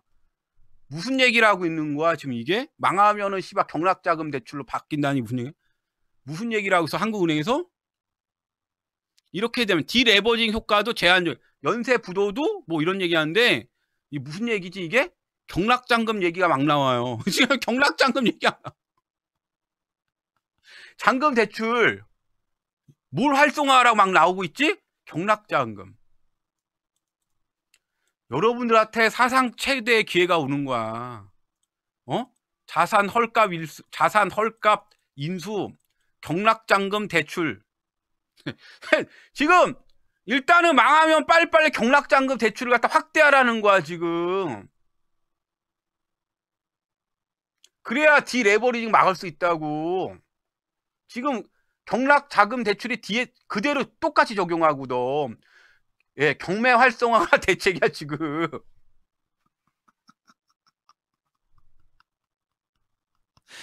경매 활성화가 대책이에요 지금 한국은행에. 경락잔금 대출 활성화. 그래야 디레버링 효과가 제한적일 수 있다고.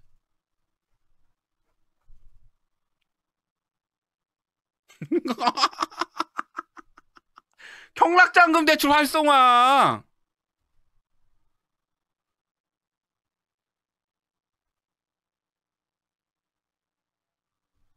아니 이거는 금융기록 정도가 매우 지금 높은 수준이기 때문에 외환위기 때 지금인데 더 높아지고 있으니까 당연히 경기 부진하고 나오는 거는 100%인데 2023년까지 얘기를 하고 있어요. 그러니까 2023년 이후에는 다 지금 마이너스에 가산 마이너스 되고 최소화하기 위해서는 경락잔금으로 바뀌어야 된다. 내가 그래서 내가 얘기한 대로 나오고 내 책에 썼던 대로 올 하반기에 보고서 다 나오죠. 그래서 금융권은 부도율이나 이런 게 갭에 비해서 부도율이 그렇게 높죠. 이번에 망하는 거는 결국 나중에 망하는 건 보험사하고 지금 증권사로 보고 있는 것 같아요. 대출 적자 확대해서 경제적 이번에 고소득 고신용 가구로 확대될 경우 누구야? 내가 얘기했지. 누가 망한다고 그랬어? 맞잖아, 내 말이. 씨발, 전부 다 저소득자. 야, 저소득자를 누가 씨발 망하냐, 이번에. 달콤한 게 누구야? 고소득 고신용 가구.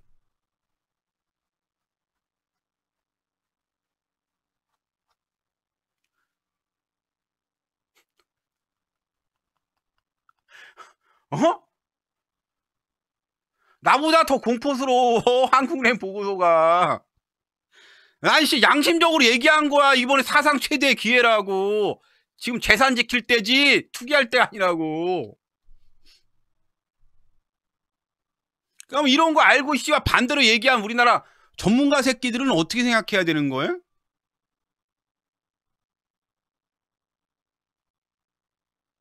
지금 누가 지금 다 대출 받았지? 고소득층. 이분들이 이번에 망하는 겁니다. 몇만 가구가 지금 대상이냐? 제가 알기로는 한 150에서 200만 가구 돼요. 얼마?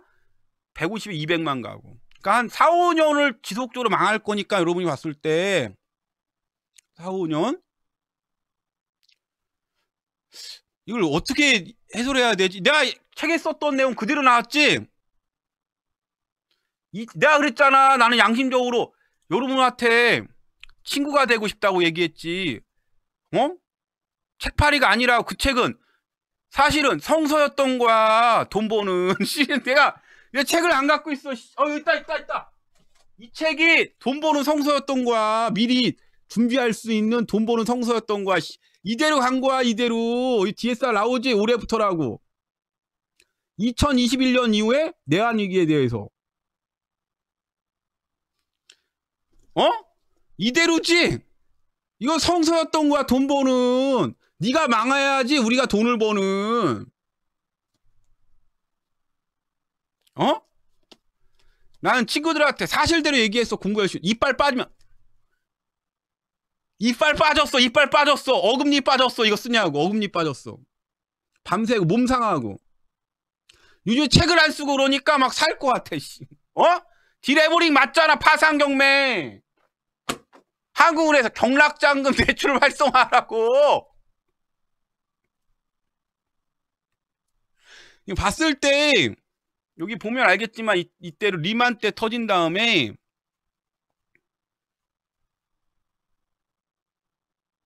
상호 연계성이고 뭐가 다 나오니까 가서 보시면 되고요.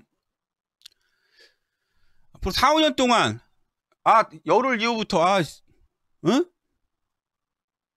연쇄도산 얘기만 계속 나와. 무슨 얘기만 취약지수 연쇄도산이 직접적으로 연쇄도산 얘기가 나오기 시작하고 있어요. 졸라 무서워 보면. 연쇄도산 어떻게 될 거냐. 연쇄도산. 응?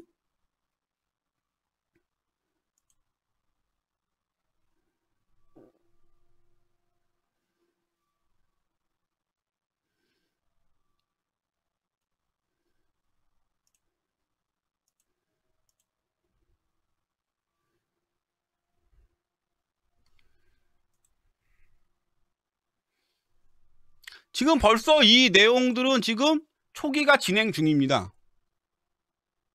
이게 내가 맞지? 이거 헐값 매각도 안 돼서 경매로 다 나온다고. 뭐야? 매각이 안 돼서 매각이 안 돼서 경매로 나온다.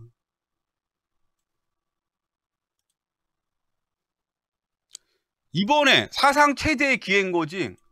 8, 90%도 대출해 줄 거야. 이딴 식으로 가게 되면은 지금 뭐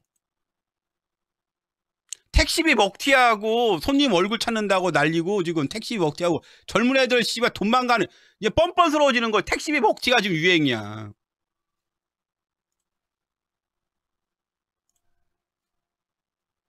내년부터 부동산이 아니고 부담부자의 부동산이에요. 공시가격 역대급 상승하면은 지금 소득도 줄어들고 인플레인데 다들 망하는 거지 뭐. 지금 은평구, 성북구 집값 이번에 강북부터 떨어지기 시작했네. 강북부터. 강남하고 연일 뭐 신고가를 50% 이상이 신고가인데 계속 떨어지네. 서울 재정 어렵다. 왜? 거래가 없으니까. 지방세는 뭐야? 거래세요. 그래서 전부 다 투기하는 거 용인한 거야. 거래가 없어갖고. 지금 거래가 없어갖고 서울 재정이 어렵대. 지금 주담대 원리금 못 가서 벌써 경매 폭증 중입니다. 경매 폭증 중. 경매 담보 경매 지금 폭증 중이에요. 근데 지금 뭐 3억 떨어지고 뭐 난리인데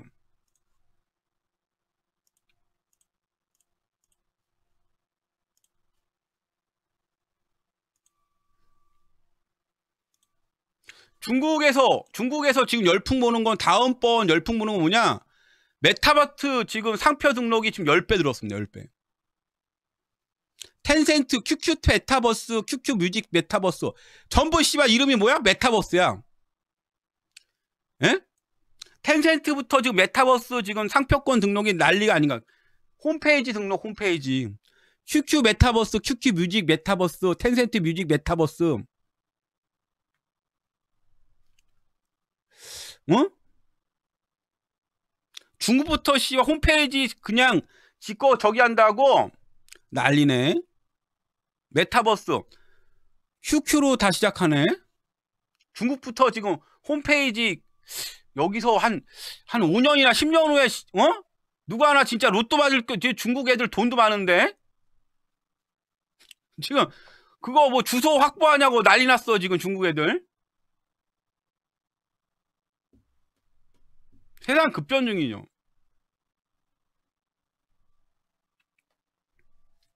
경제적 자유가 아니고 경제적 재앙이네. 보니까 보면은 여러분 금융안정 한국은행이 발표한 금융안정 보고서 보면은 무섭지 않아? 대책이 뭐야? 경락잔금 대출 활성화야. 그래야지 디레버리징을 최대한의 디레버리징을 막을 수 있다는 거지. 왜? 경매밖에 없다는 거 답이. 근데 지금 시장 경매 시장에 사람들 입찰률이 떨어지고 있어요. 50%나.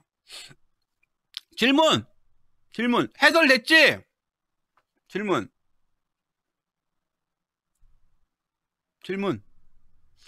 옛날에 BIS 6%에 8% 금융경색 IF발 금융경색 왔을 때 연쇄도산 할 때 뭐가 아니야. BIS 6에서 8% 올리면서 제일은행이 뭐가 다 망한 거야. 이번에 보험사하고 증권사에 그 저기 기본 자본금이 바뀌어요. 체제가 2023년부터.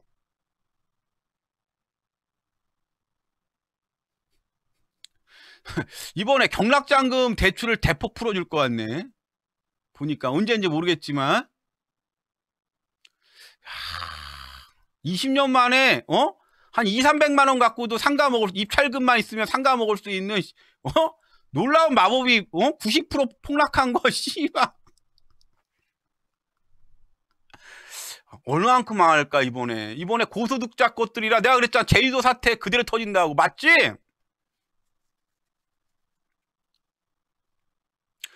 모르지. 망해야지 검토하지 않겠어? 대규모로 경매 쏟아줘야? 뭐 내가 한국은행에서 걔 있으니까 금융권 애들이 알아서 하겠지 뭐. 내가 신은 아니잖아. 내가 이 정도 공부해서 미리 3년 전에 이렇게 올 거다, 이런 사태다, 준비해라 했을 때 나보고 공포팔이라고 그랬어. 최근까지 밑에 댓글도 공포팔이라고 써있어. 내가 책 내면 이 새끼 책 사지 말라고. 이 새끼 짜집게 한 거. 내 씨발 뭘 짜집게 했냐고.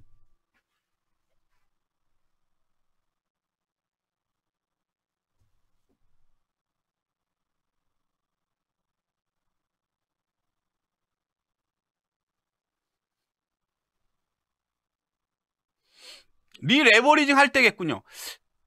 아니죠. 리레버리징하고 경락잔금 확대하고는 다르죠. 일반 자금 확대가 리레버리징인데. 그러니까 채권 소각 가계부채에 대해서 공공부채 전환 뭐 이런 거 할 리레버리징 이거하고 달라. 리레버리징하고 개념이 완전 다릅니다. 이거는 땜빵식 대출 제도예요.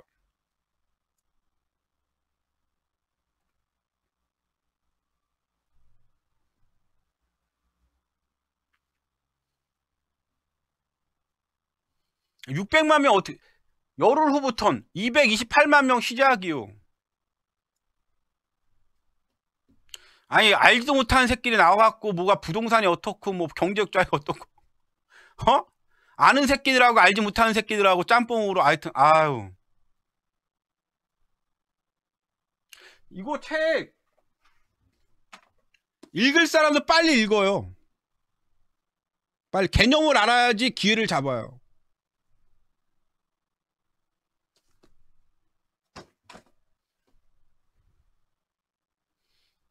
내가 공포팔이라며 올해부터 벌어진다니까. 아무튼 친구들이 있어서 이 방송이 진실을 얘기할 수 있었고 앞으로도 계속 진실을 이야기할 수 있게끔 여러분들이 많이 도와줄 거라고 믿습니다. 저는 혼자서 이 방송 지탱 못해요. 생각보다 돈도 많이 들어가고 매일매일 뭐 이거 사업하는 기분이라 유혹도 되게 많아요.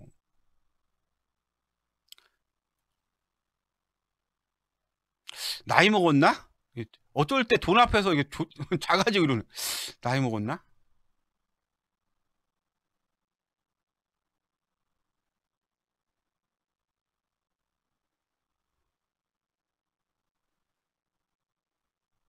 내년에 꼭 맞길. 뭐가 맞아 지금 말도 안 되는 소리 무슨 미친 소리를 하고 있니? 내가 무당이 야 그대로 가고 있잖아. 미친놈아 지금 저 내용을 보면서도 무슨 개념인지 모르니? 내년에 꼭 맞아야 되는데 저 미친놈들이야 저거 와갖고 아직도 질문이요? 야 니네 사기쳤던 유튜버 새끼들한테 뭐라 그래 개새끼야. 와갖고 이 씨발 개소리나 하고 맨날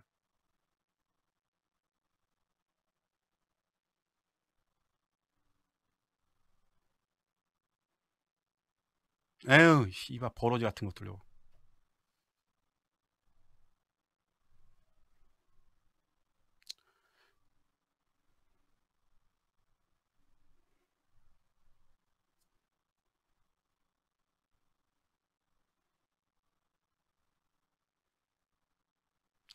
다른 사람들 내용 이해할 때 다운받을 야 주소 이거 지금 그 뭐라 그러지? 금융안전보고서 주소 알려드릴 테니까 다운받으세요. 아까 처음에 알려줄 때 350명 다운받았거든요.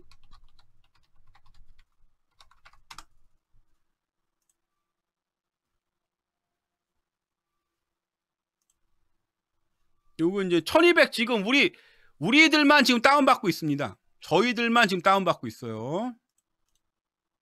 다운받으시면 됩니다.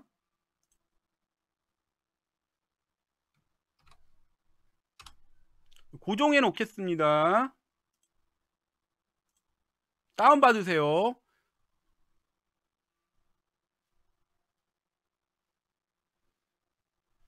네, 다운받으시면 됩니다. 지금 이거 얘기 1000명밖에 안 받습니다.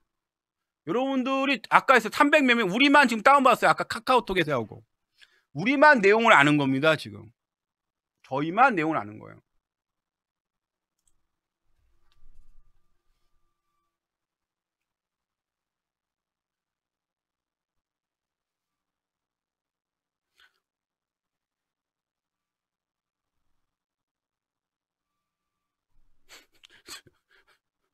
또라이들 저거 아우 성공에 미쳐갖고 잘 살고 저 오늘 여기까지 하겠습니다. 아씨 오늘 마지막으로 숙제할 게 있어갖고 하기 싫은데 왜 이렇게 나이 먹을수록 이렇게 하기 싫으냐. 경매자란 지금 시작했지? 서울은 빌라부터? 야 앞으로 여러분들 전문가니 뭐니 권위 내세우는 사람들 조심해야 돼요. 조심하시고 그리고 순응하는 개로 사는 게 아니고 늑대로 속 안에 감춰있는 늑대로 사셔야 됩니다. 특히 지금 젊은 20, 30대 만약에 듣고 계시면은 사는 거 부딪히고 험하고 뭘로 살아야 된다고? 늑대로 살아야 돼. 자기 영역을 구축하고 에? 이해 다 가지? 보니까 생각보다 쉽죠 내용이.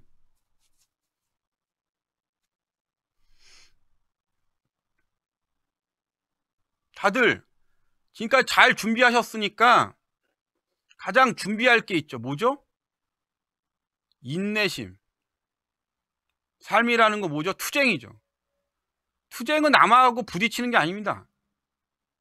참고 기회가 올 때까지 참고, 자기 상황에 기회가 올 때까지 계속 참고, 그 상황이 올 때까지 지루하게 계속 참는 거죠. 지켜보고.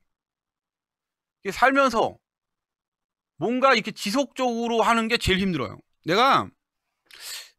저는 이렇게 머리가 똑똑하지 않거든요. 나보다 똑똑하다 그러고 내가 똑똑하다 뭐 이러면서 이래라 저래라는 연놈들 정말 많이 봤는데, 인간들 나이가 한 사람, 형하고 하자는 사기꾼들부터 정말 많이 봤는데, 그 사람들이 잘 못하는 게 있어. 너무 똑똑해서. 뭐냐? 지속적인 걸 못해요.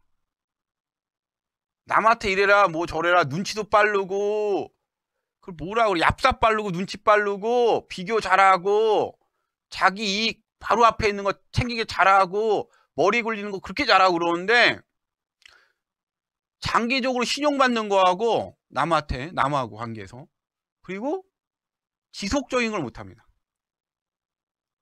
그럼 여기서 이제 좀 느리고 뭐 손가락질 받고 남한테 뭐 이런 많겠지만, 저를 그 5년 동안 지켜보고 제가 살아오신 거 과정을 다 여러분들이 지켜보신 분입니다. 손가락질 받고 욕먹고 무시당하고 모멸당하고 패거리를 와서 괴롭히고 지금도 괴롭히고 있죠.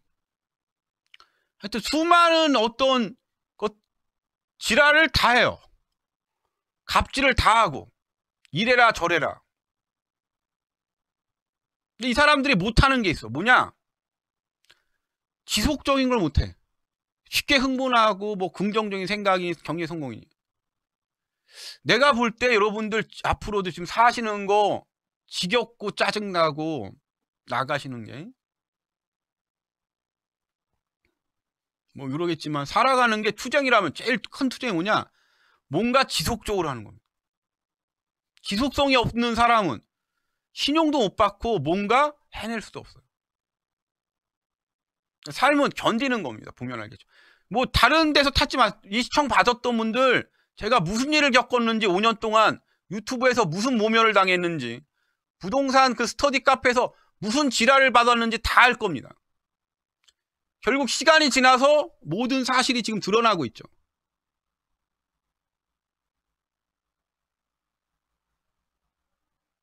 비웃고 조롱하고 낄낄거리고 폭락론이니 공포팔이니, 아니 사실을 얘기해도 긍정적인 생각을 해야지. 새끼들은 아니 지금 부정적인데 어떻게 긍정적으로. 부정적인 새끼야. 무시하고 모멸하고 조롱하고 까내리고. 그래도 시간이 가면 보시면 진실이 드러납니다.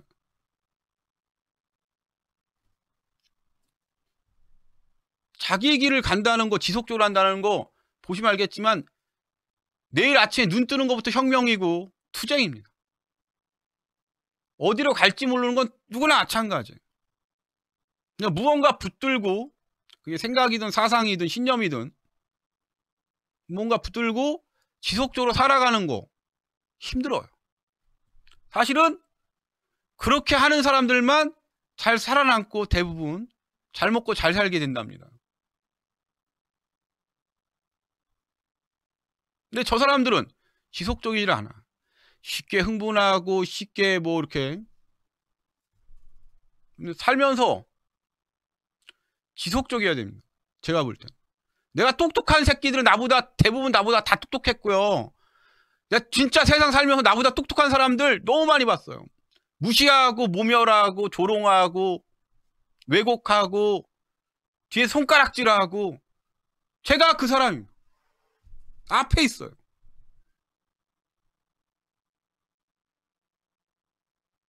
여러분들이 그 과정도 다 봤습니다. 근데 이 사람들은 제가 지금까지 봤을 때 나보다 똑똑한, 인정합니다. 저보다 뭐 이렇게 인정합니다. 뭘 못하냐? 너무 똑똑해서 지속적인 걸 못해요. 너무 눈앞에 있는 이익만 계산이 빨라요. 그래서 멀리 보거나 멀리 갈 생각을 하지 않아요. 제가 볼 때는. 인생은 생각보다 긴 것 같아요. 멀리 가셔야 될 것 같은데. 멀리 보고 멀리 가셔야 되는 것 같은데 바로 앞으로 가다 보면 바로 앞날만 내일만 보고 가면은 진창에 빠질 것 같은데 어느 날.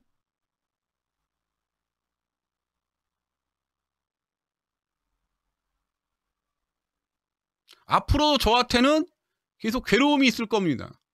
손가락질이 있을 거고 뭐 투기나 시기 뭐 질투 여러 가지 지켜보세요. 그리고 여러분들 인생에 여러분 인생 길을 잘 가시기 바랍니다. 저도 응원이 필요하고 여러분들도 응원이 필요할 겁니다.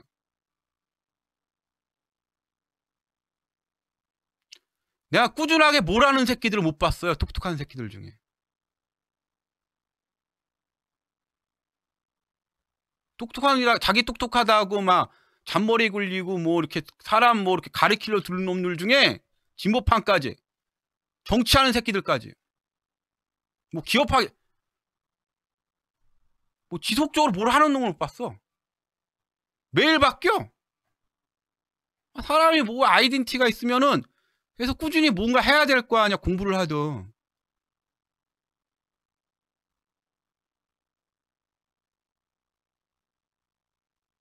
예, 가늘고 길게. 요즘 세상이 그래요. 누가 직장을 다니고 월급의 대부분을 저축하고 아껴 쓰는 거를 손가락질하고 비웃고 바보라고 얘기합니다. 세상은 그 바보들이 결국은 다 만들어가고 이루어가고 가지게 되는 거야. 그렇게 하면 나도 그렇게 살아. 그게 성실하게 지속적으로 사는 게 쉬운 게 아니야. 누구는 뭐 그렇게 살지 사는 게 뭐 쉬워갖고 그렇게 사는 거 아니? 가장 어렵고 외롭고 힘들고 고난하고 지치고 힘든 길을 수많은 사람들이 선택한 거야. 벌써 철이 든 사람들이지. 그 삶에 대해서 저는 응원합니다.